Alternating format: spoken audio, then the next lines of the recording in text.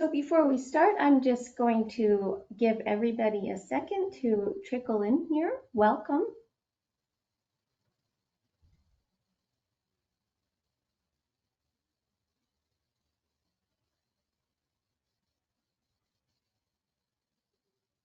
We started just a little bit early, so we'll give it one more minute.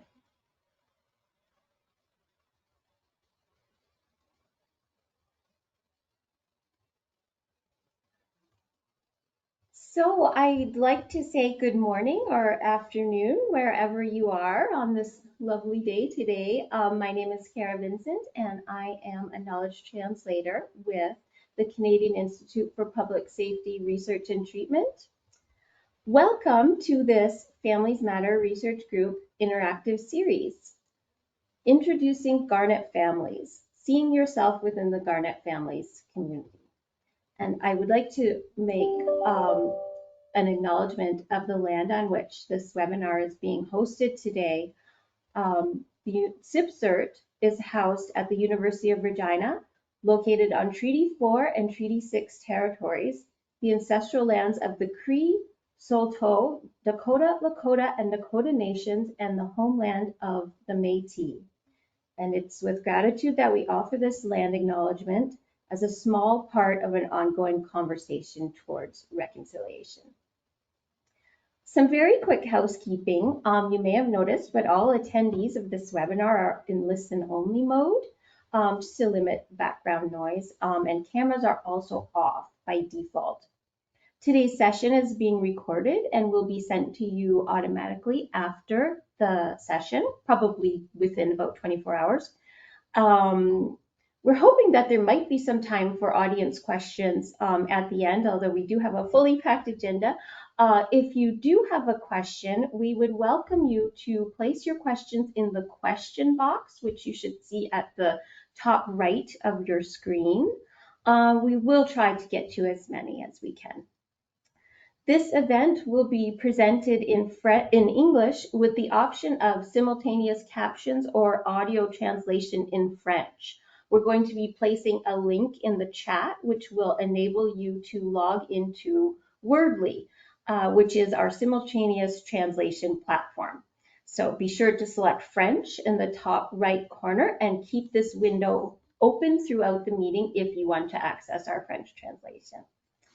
And that is all for me. I am very happy to turn it over to Lisa Delaney with the Families Matter Research Group. Thanks so much, Kara. Thank you all for joining us today for this panel discussion on Garnet families and seeing yourself within the Garnet Families community. I'm Lisa Delaney, lead of the Garnet Families Network, and my co-host is Dr. Heidi Cram, research lead of the Families Matter Research Group. I'd also like to warmly welcome our panelists who represent several public safety sectors and span the continuum of occupational and family life stages, ranging from early career and early family life to later career and family life. We have Sarah McEwen from the Ottawa Police Wellness Resource Coordinator and a police spouse. We have Christina Delacroix, police spouse and occupational therapist serving public safety personnel. We have Rami Osman from Ontario Corrections and Jim O'Toole from St. John's Regional Fire Department in Newfoundland. So many thanks to the four of you for joining us today for this important discussion. And to begin, I'll turn things over to Heidi to introduce the Garnet Families experience.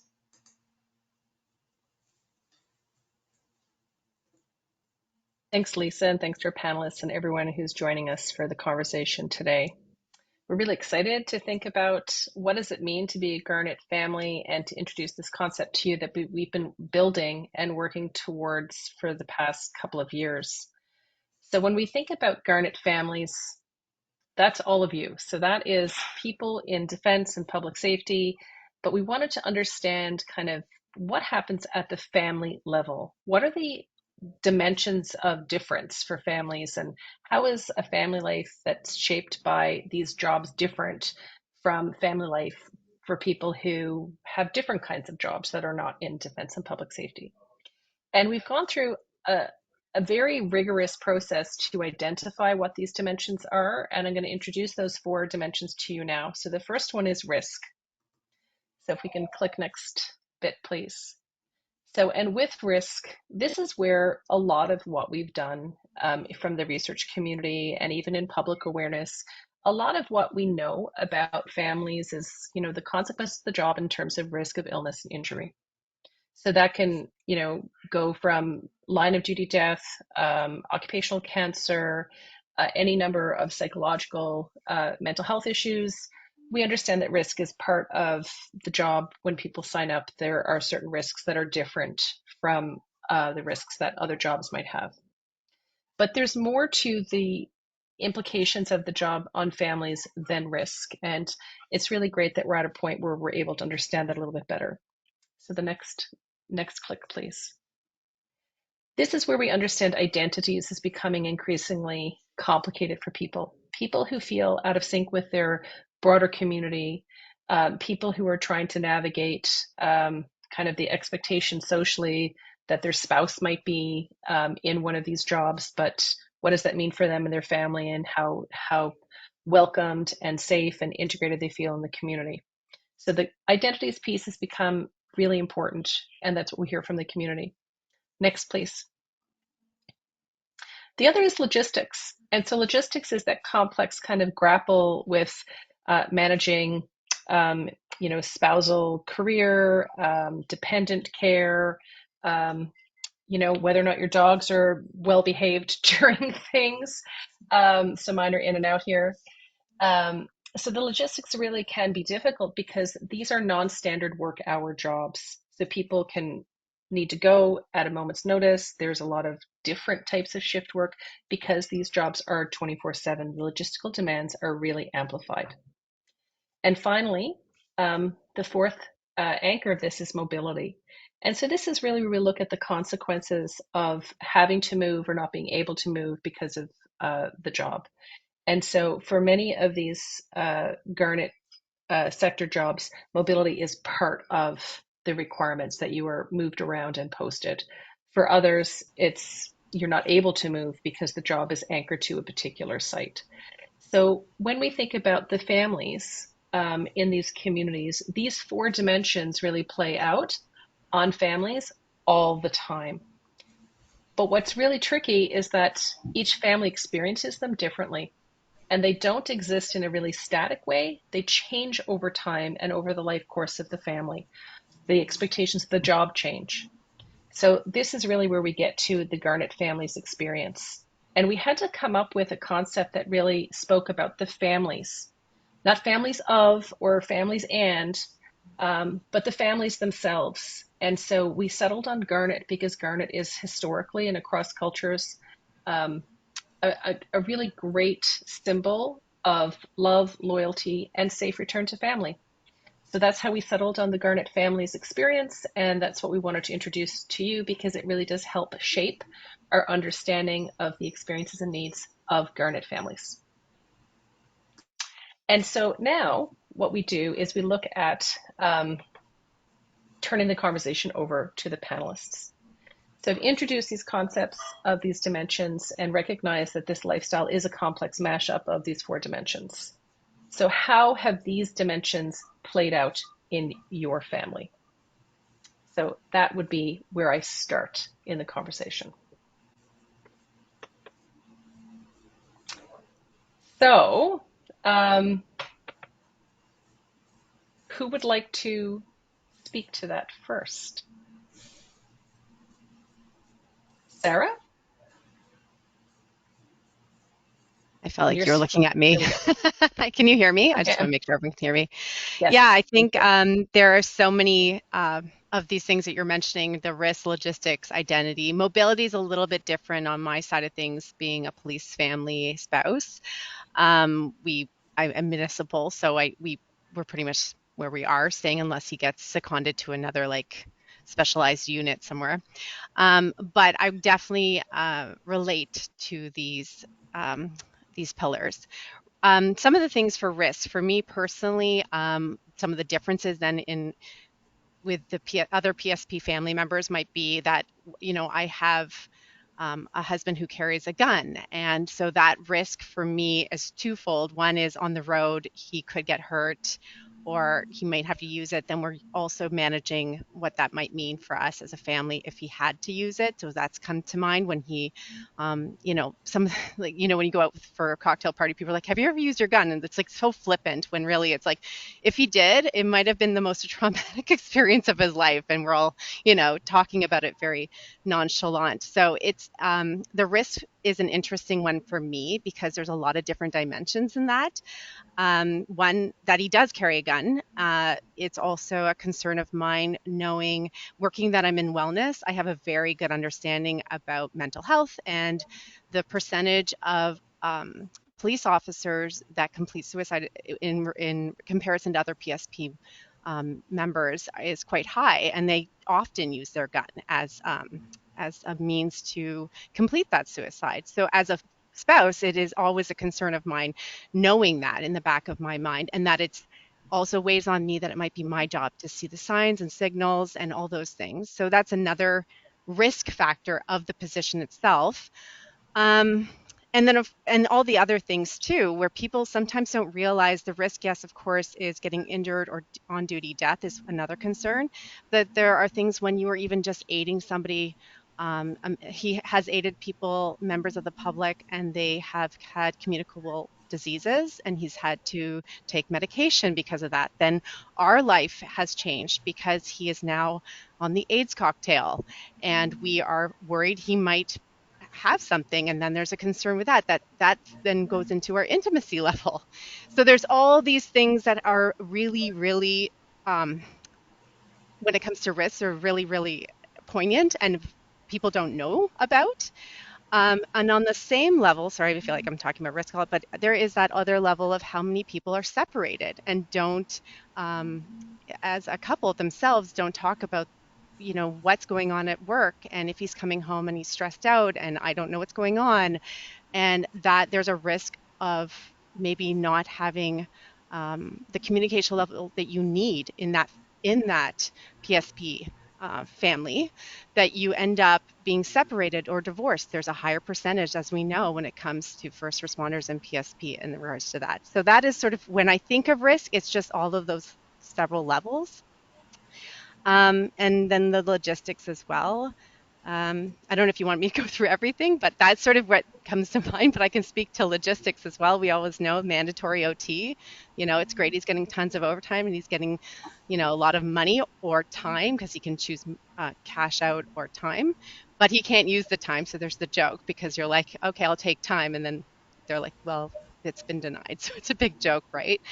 And then he's been told he has to go in when we thought we had a weekend together. He has court time. That's another thing. You think you're done this. He used to be in homicide, so he has a ton of court when it comes to homicide.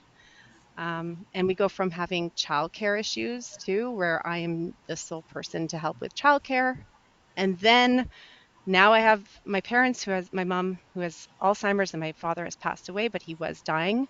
And I had elder care issues. So we went from childcare issues to now I'm being pulled into that sandwich generation and he's working all the time. And I'm now, going to the hospital with my children. Um, so that is the main things that come to mind. And of course, the identity when it comes to being a police family is we've always said blue family, and now people don't love the blue family.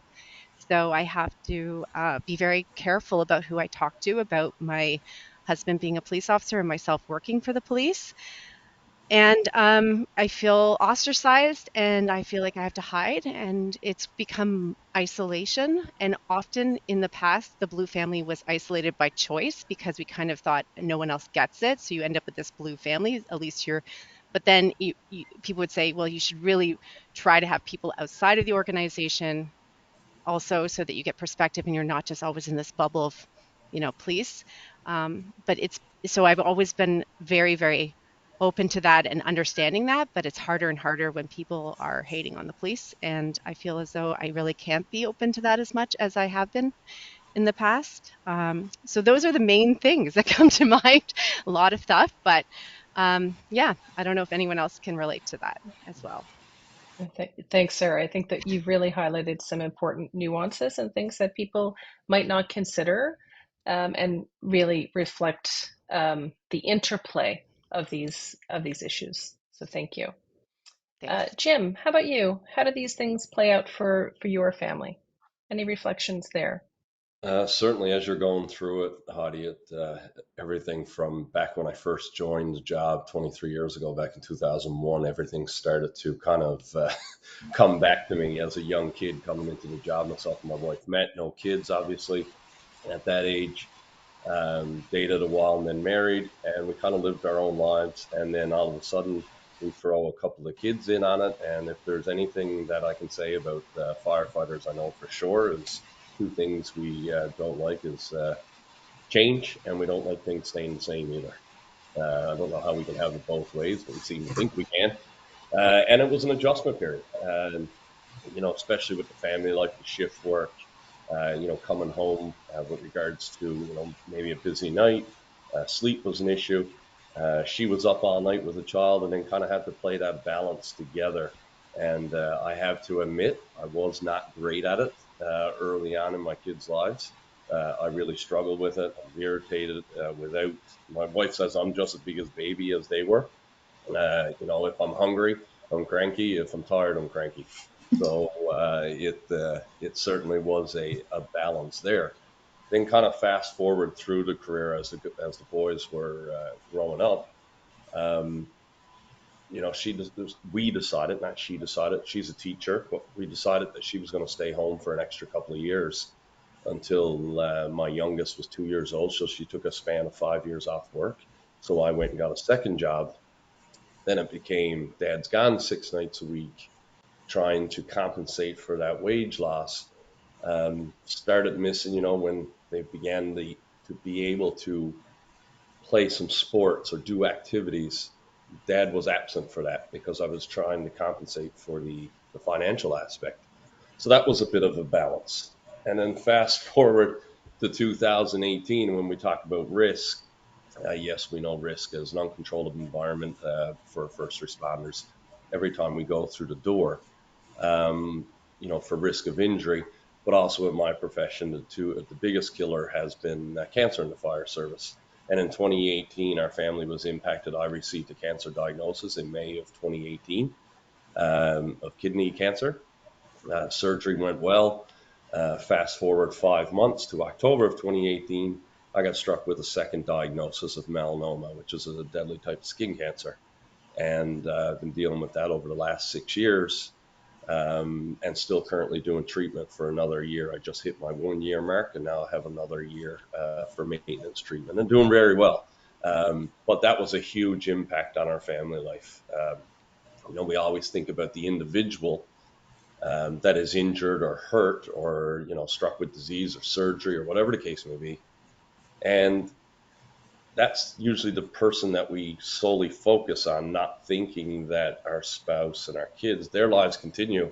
My wife had to look after me. She still had to get back to a career. Two boys that were very busy in hockey, soccer, baseball, football, whatever they were into, plus the normal house things. It's life that we really had to adjust to, and we had some help. Don't get me wrong, but it was certainly a huge adjustment and impact on her. And she always said it really never impacted her or affected her until it was over, until things started to die down. That I was getting better. And she wasn't as busy of go go go, and that's when she started the process of how the last number of years have actually went. So this job does wear on families, no doubt. I'm living it, but it's been, we've managed to get through it together, and as a family, and my boys have been fantastic as well through all the career that they've dealt with. Dad in his moods at times, and then through disease as well. So it's been quite a ride. Thanks for sharing that, Jim. And I think you've highlighted some of the differences that can happen for each family as they go through their life course, but how things that maybe were helpful in the beginning maybe become more challenging later around some of the dimensions of the job. So some of it can be kind of mixed in terms of that schedule that allows you flexibility in some places, but then constrains you in others, and then managing the ongoing risk with your cancer treatment and the kind of it takes a bandwidth for the whole family. So thank you for sharing that. Okay, we'll turn to Christina. How about you? Perfect.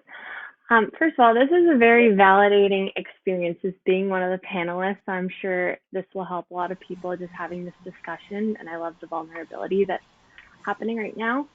My name is Christina, and I am a wife of a police officer.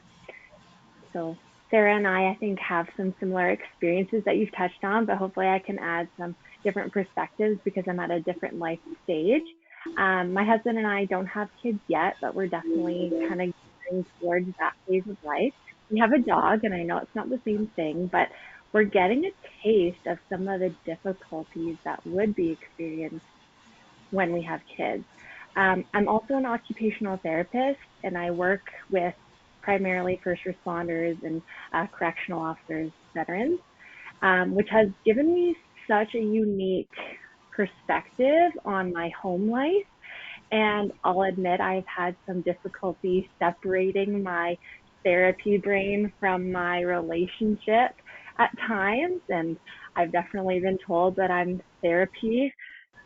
I've been told to leave my therapy out at the door, which can be difficult, especially when I really just want the best for my husband and for our relationship when things get tough.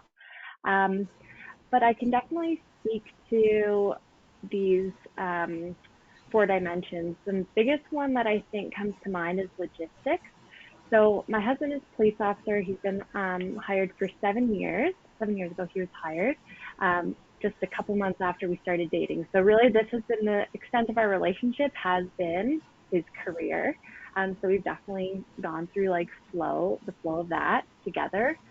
A year and a half ago, he joined a specialty unit, which has presented a lot more challenges regarding the logistics because he's on call 24/7, which has made it very difficult to plan our lives. And I'm definitely a planner, and I love making plans with family and friends. That helps fill my cup.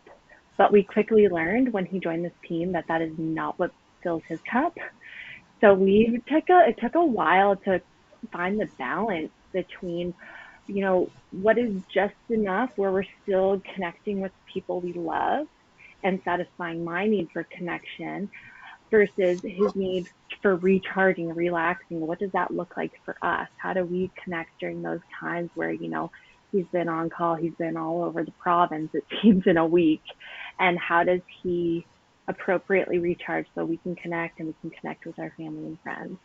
So that's been difficult. The uncertainty of that on call 24/7 thing is really challenging. So unfortunately, like unless he books a vacation of a block, like a week at a time, he's on call. So if we go visit my family who lives 3 hours away, he could still technically get called back.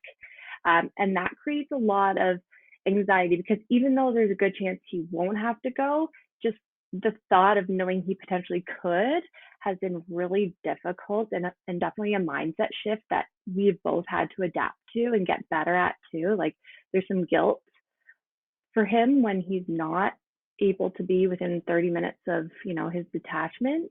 So working through that and creating a balance, there's some weekends where I just go by myself to visit my family and friends, and we try to make it so that at least every couple of months we're going together. The first 5.5 years of our relationship, he was he was a police officer on the road, so that shift work was also difficult, and I think there's pros and cons to both schedules, where then we had certainty around his schedule, but obviously the night shifts were hard for him, and that transition day going from days to nights was very hard on him, and he wasn't always in the best mood. And then recouping from night shifts is also, of course, really difficult. So those are some elements of the logistics that I think are really important. Missing holidays, scheduling around it. Um, Also, because I don't have kids yet, I'm also doing a lot of thinking lately about, okay, if I had kids right now, how would our lives look? And luckily, my job is pretty flexible. I work in the community and kind of create my own schedule. But I know full well that when we have kids, I probably wouldn't be able to return full time, just logistically, if he's in this specialty unit job, which is definitely tricky because I love my job and I know that women, more commonly women, have to take that years at a time where their career kind of gets put on hold a little bit, which is something I'm definitely wrapping my head around. Um, and also knowing that a lot of the responsibility of being a parent may fall on me during certain times, because even with our puppy, like I can plan my day, but then if he gets called out and I was anticipating him being home at a certain time, then I have to adjust. So that's taken a lot of adapting and learning. But we're coming to a place where we can acknowledge these issues and really talk about them and acknowledge our values, because a lot of the things, like, he gets stressed out too. He's been needing to kind of reevaluate his values and what he desires and what makes him feel the most healthy and happy. And that's an ongoing discussion. So there's a lot in that logistics category for me. Just briefly touching on risk, um, compared to when he was a police officer on the road, I actually feel like even though he's going to higher risk calls right now, because every time there's a gun involved, he gets called with his specialty unit, I actually feel less anxiety than I did when he was on the road, because he's more trained, he's got more like uniform and guns and preparedness within the team unit too. I don't know, it's been a weird thing because he's facing a lot more risk in this job. But as we've seen over the last few years, like, police officers on the road also face an enormous amount of uncertainty. At least these guys on the specialty unit have a general sense of what they're getting called to. So just an interesting, I guess, perspective on things. Um, I think that I'll end there because I could go on a lot more, but logistics was the big one that I think about frequently. Thanks, Christina. And I think the other part is that you're layering as well that lifespan approach, but also the interrelationship of things like risk and logistics. So you start to see those kind of, the dimensions are not separate. They really do kind of come together. So thanks for sharing that. Okay, Rami, over to you. Thank you. Give you a little bit of background, I guess, first to start. I've been a correctional officer for 10 years. I'm currently, we have a peer support program. I'm currently the peer support program regional lead for the Western region. I'm also a student, currently in school again. I'm a caregiver for elderly parents. I'm a father, a husband to two children, one a teen and one 5-year-old. So I have two completely different kids. And just to touch, I like that all these dimensions kind of apply, or they do apply to all the public safety personnel professions, but I feel like we all have our unique challenges within them. And in corrections specifically, that's where my uh, experience is. So just touching based on logistics, you know, especially in corrections, they say to leave work at the door and leave home at home. And that is probably one of the worst things you can try to do because they completely blend with each other. Um, Being in jail, we have the unique challenge of no phones. So we have no connection with the outside world, just logistically. If my kid's school needs something, whatever they need, I'm not available. I'm stuck in there, right? Um, we always have the shift work.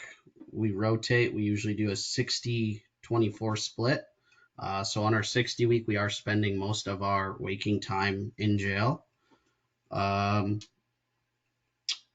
We usually don't get off on time. Anytime anything happens, I'm not able to get off on time. In turn, it makes it even worse because I have no phone and no contact with the outside world. So I basically cannot commit to anything on any of the days that there's a shift, as I obviously can't call out to even let my wife know that I'm running late. So I can't even commit to picking the kids up from daycare or work or any of that stuff. The night shifts, they're awful. Usually the kids and my wife have to leave the house for me to be able to sleep. In turn, it interrupts their days. Either that or they have to try to be very quiet and not do anything around the house.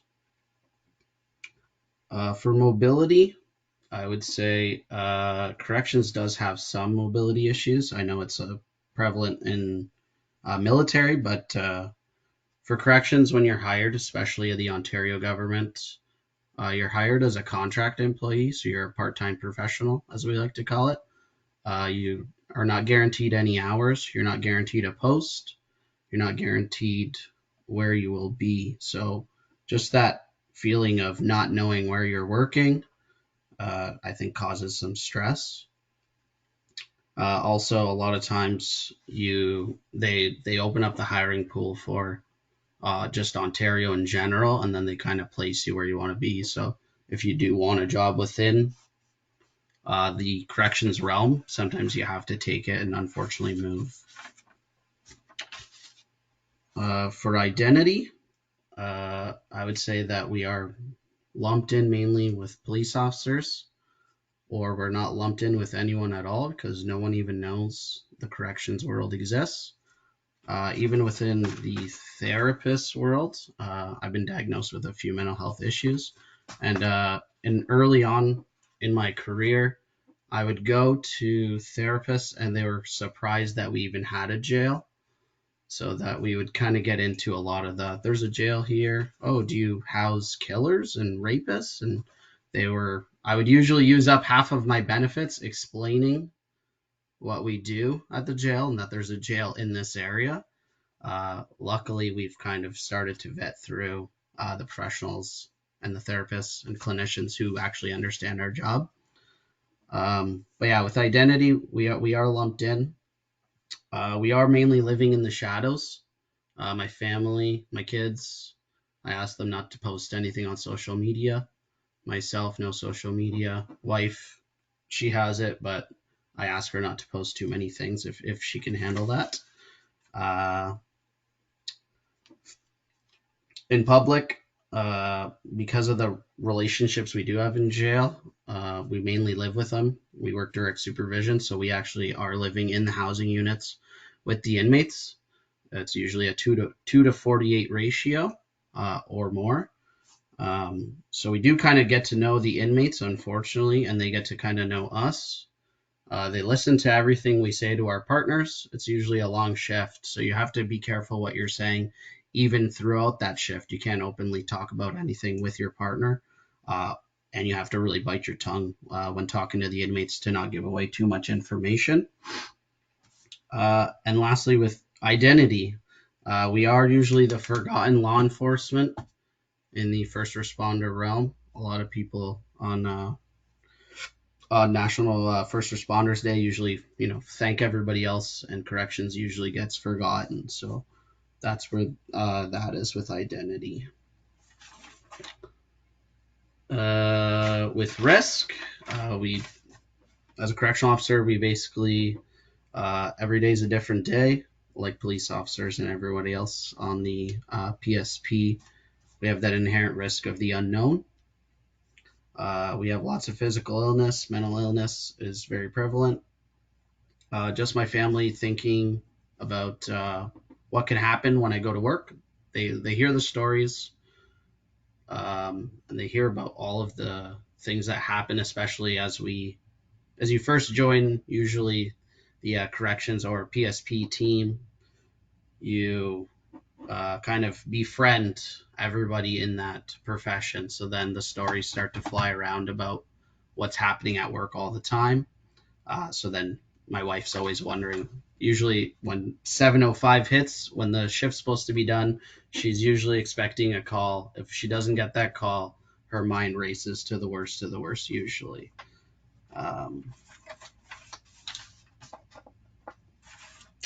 And I think I hit all of them.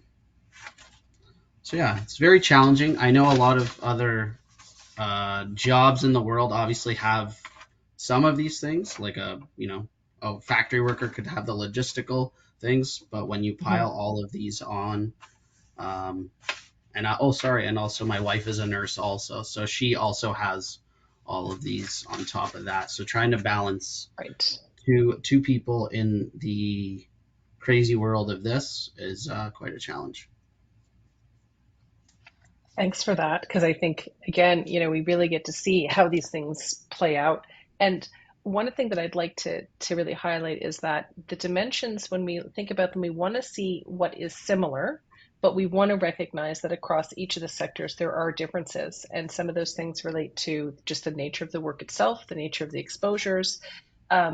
So I think it's helpful for people to hear how the dimensions can be flexible in framing the different experiences across different sectors, across the different public safety occupations, corrections included, and to look at that across the lifespan. So if we can just go to the next slide, and I can share something that's very good news with everyone, is that the work that we've been doing has really now been recognized at a federal level, and we have been funded for our partnership through to 2031 with the Garnet Families Partnership. So that is now public information that we're allowed to share with everyone. That's been a collective effort over the past, it's really been, a full 10 years to kind of get to this point. But what we're really happy about is that families now have visibility. They now have a structure around them, that there's, families are here, and we're here in a way that we're now like very valid, visible, central hub of activity, that the heart of the partnership is really the Garnet Families Network that Lisa's leading. So I'll turn it back to Lisa. Thank you. Thanks, Heidi, and thanks so much to our panelists for sharing all those experiences that you live every day.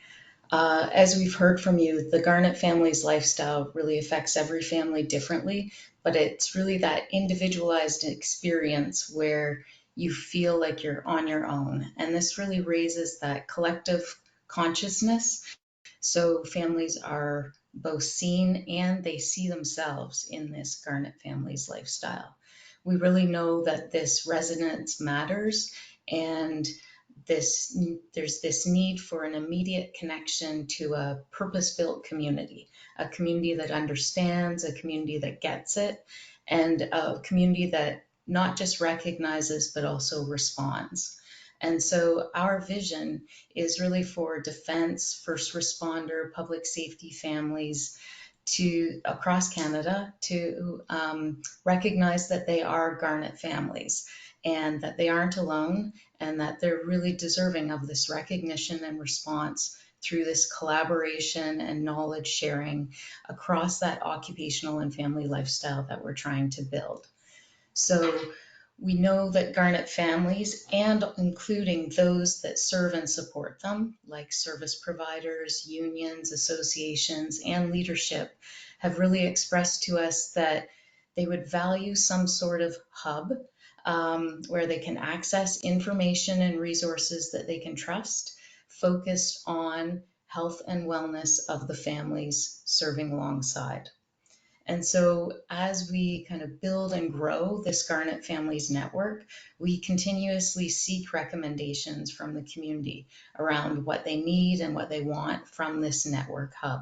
So I'd love to take this opportunity to hear from our panelists, based on your personal, family, and professional experiences, what you are looking for, what you would value in this network for your families and for those who serve and support the families. So feel free, if you want, to begin your response with, wouldn't it be great if Garnet Families provided, or wouldn't it be great if Garnet Families served as a, but I'll leave the response to you.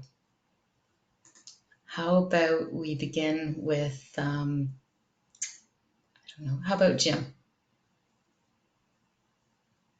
I thought you were looking at me. You were ready then. Yeah. Much like across first responders, I think across or all public safety, um, we have been big on peer support in my profession, in my department, critical incident stress debriefing, understanding that, and thankfully we've gotten more educated as the years have gone on. And I really think if something were to be developed along those lines, instead of having to get into, going to train clinicians, families who have gone through similar experiences, when someone has difficulties, or even not even difficulties, just interested in knowing how to navigate through public safety life in general.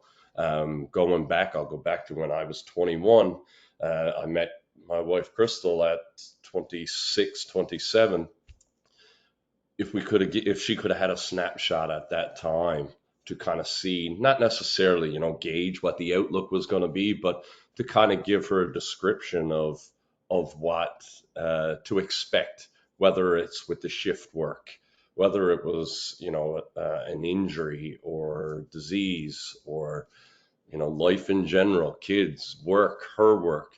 It was, I'm not saying predict the future, but certainly be able to gauge based off other people's experiences. And I know that would definitely not have existed back when we met back in 2000. I better get this right, 2003, 2004.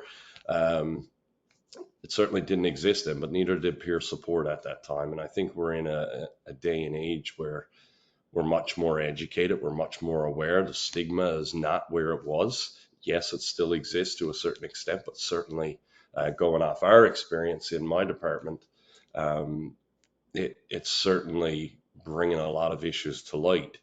And being so involved, I mean, I joined the union, obviously when I joined the job, but I became very involved. I'm the vice president now. I've been on the executive for, I guess, 14 years now. And I'm also vice president of Atlantic Canada Professional Firefighters as well. So really getting educated and bringing that stuff back to our members and our 15th district, which has from uh, Quebec East. We also have the behavioral health coordinator for the International Association of Firefighters is out of my home local as well. So really bringing all that education back, but being able to, families being able to lean on other families, whether it's wife, husband, specific to the profession that they're in, and really be able to lean on someone similar to what we do on a day-to-day basis in a peer support within the workplace. If we had that for families, it would be fantastic. Thank you, Jim. So building some sort of hub where unions, services, families can get all that preparatory information, how to include families, and how they can kind of customize and tailor it to their sector, their service in ways that they want to do that would be a helpful. Am I summarizing correctly? Yeah, we're actually dealing with that now in a program that I'm dealing with through any firefighter that receives a cancer diagnosis. We will put them in line with in contact with an individual who receives that cancer diagnosis, the same cancer diagnosis. So if there was a melanoma cancer diagnosis across the country, not only union but volunteer as well. I mean, there's 28,000 IFF members in this country, but there's hundreds of thousands of volunteer firefighters as well. So they're an important part of the process and deserve the same care of, if I can help a melanoma firefighter in BC, I'm certainly willing to do that. And so that's kind of similar, just kind of giving you an example of what we're doing in that world would kind of be similar to the family aspect as well. That sharing knowledge network is really important. Crucial, absolutely. Thank you. Thank you. Sarah, Christina, Rami. Yeah, I was just Anyone going to want? say, I think Jim kind of touched on it there.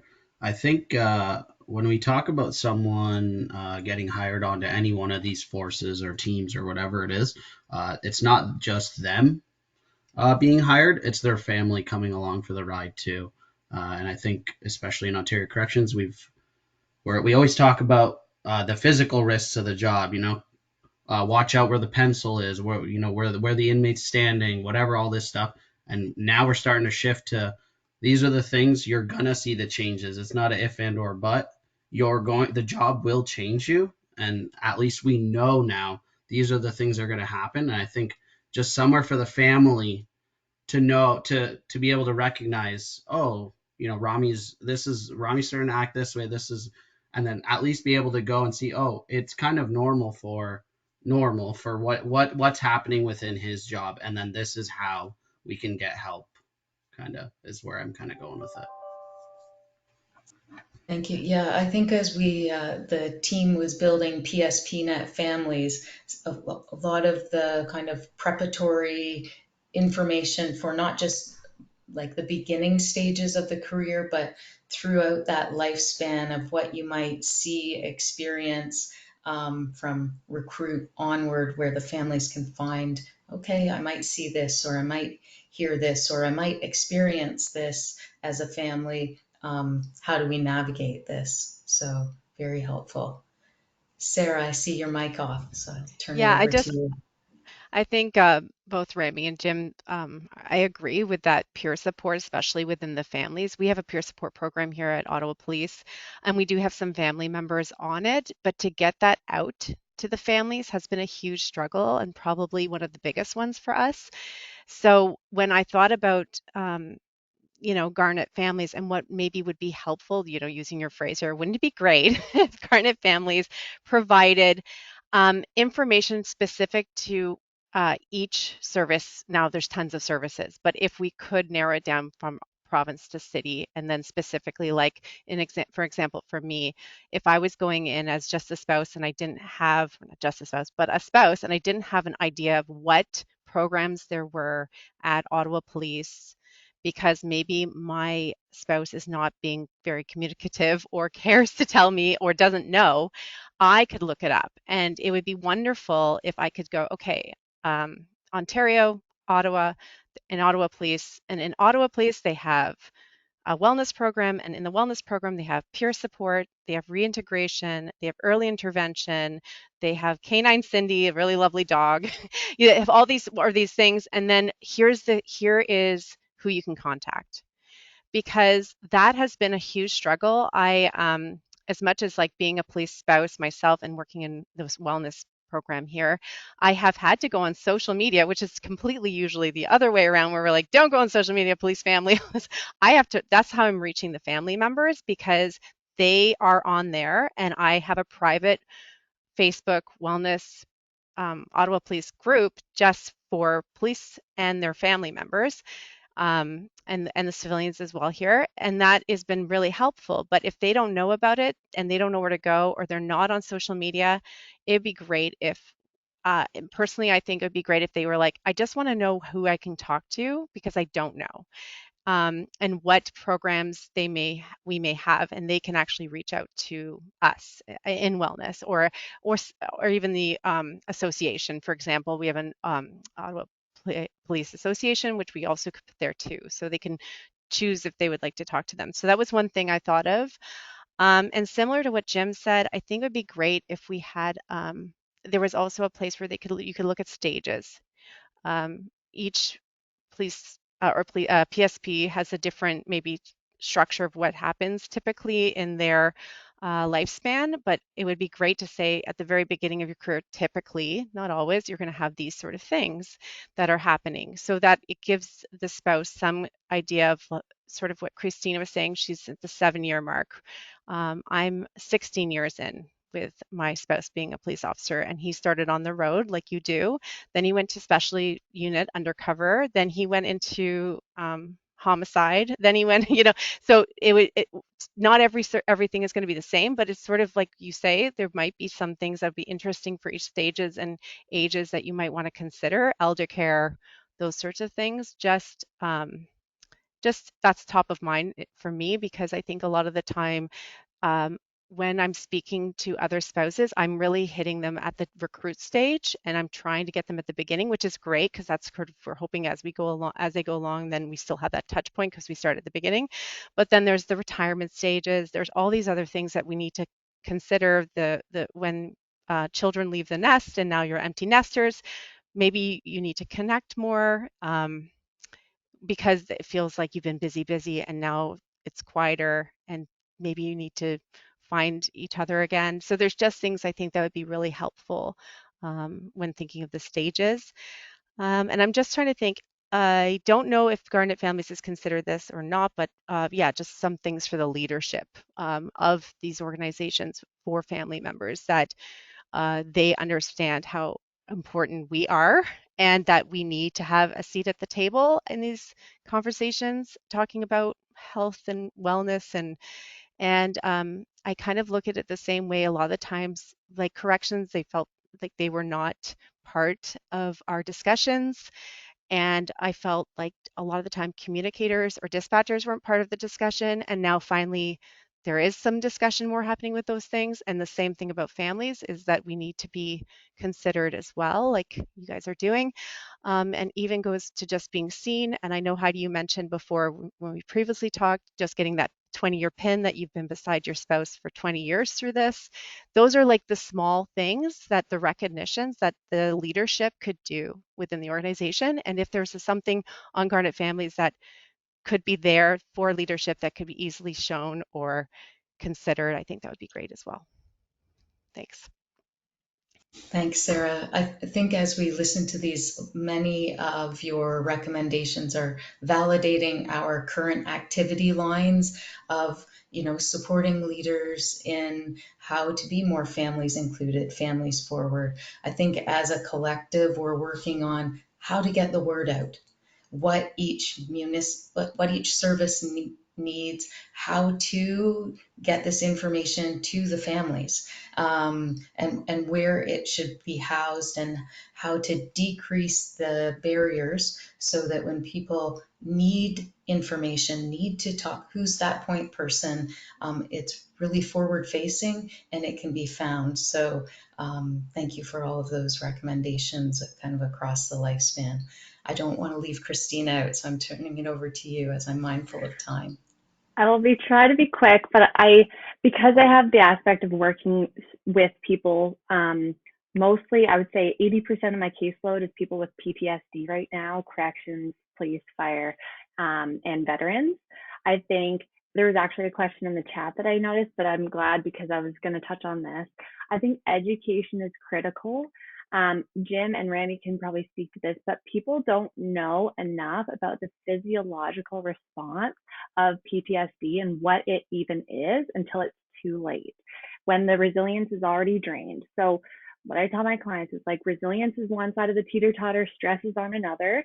If you have more stress than resilience, you're going to fall off. It's just a matter of time. If you can build back a level of resilience to be able to meet that level of stress, awesome. That's like survival mode. If you have more resilience than stress, you're doing great because you're thriving. There's a difference between survival and thriving, and I think a lot of PSPs are just in that survival mode a lot of the time, but it's families that help them keep their heads above water, if not like, in that thriving category. So I think something that would be great for Garnet Families is to really be providing the psychoeducation to families on what does PTSD even look like? What is happening in your nervous system? Oftentimes PTSD is not just from the career, it's from childhood, it's from all the stages of life combined into this ball of, trauma. And then we wonder why someone can't cope anymore or doesn't have positive coping strategies. So that's my kind of OT lens on things. But I do think the way to get this information out could be, and Lisa and I have talked a little bit about this, is coming directly from the people in the jobs, not just from the families, because I think peer support is unfortunately easier said than done, because a lot of people's mindsets is really that like I can survive on my own kind of thing. But for people in these jobs to be the ambassadors for Garnet Families and talking about their lived experience of, just like Jim and Randy are doing today. I think this is super powerful. I think that'd be incredible to see as like a resource for people. And then from the support side of things, I would love to be part of like a group of people from all around the country, spouses, police officers, first responders, any type, just to have like a totally different experience and get to share our experiences over like maybe every couple months over like Zoom, with a smaller group of like 4 to 6 people that we get matched and get to share our experiences for an hour. I think that'd be really cool. That's where I'll stop. Well, thank you. Yeah, so many great ideas, and please keep them coming. We really value the opportunity to hear what people want and need and different suggestions of how we can do things as we build and grow this community. I'm mindful of time, so I think just on this note of building this network and community, we really do want Garnet Families to become a household name so that families and supporters across Canada know they are Garnet Families, where to find information and knowledge they need. And we really do need the whole community's help. So things that I'd like kind of takeaways for you is who needs to know about us in your organization, in your community, in your municipality, in your province.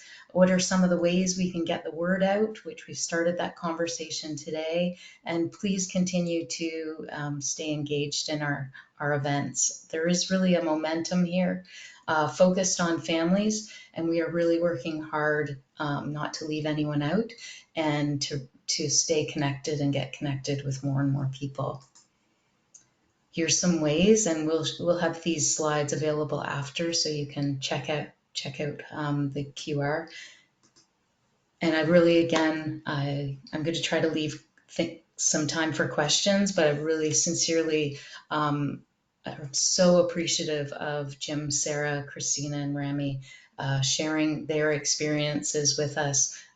It's so important for families out there to be validated and hear, hey, I'm not alone. I'm experiencing those things as well.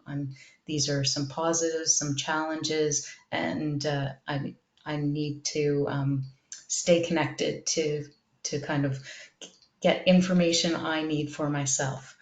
We also really thank Queens, again, as the host organization, Medavie Foundation, who funds the Garnet Families Network, and the Heidi's research funding from CHR, SSHRC, and Atlas. I'm just going to stop sharing in case we have a few minutes. Yes, we do, for questions. And I can just jump in on the question front.